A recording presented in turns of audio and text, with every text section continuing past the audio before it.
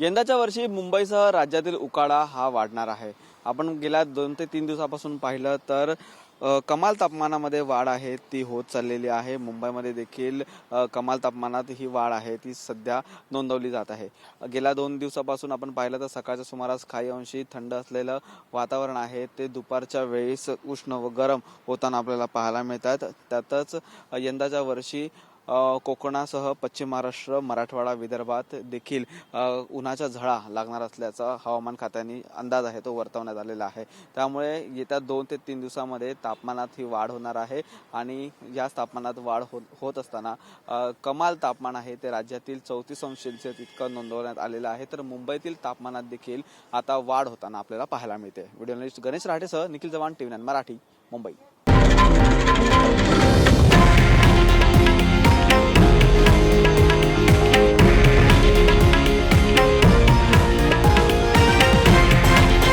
हे आहे देशातील नंबर 1 न्यूज नेटवर्क आणि आपण पाहत आहात TV9 मराठी, एकमेव।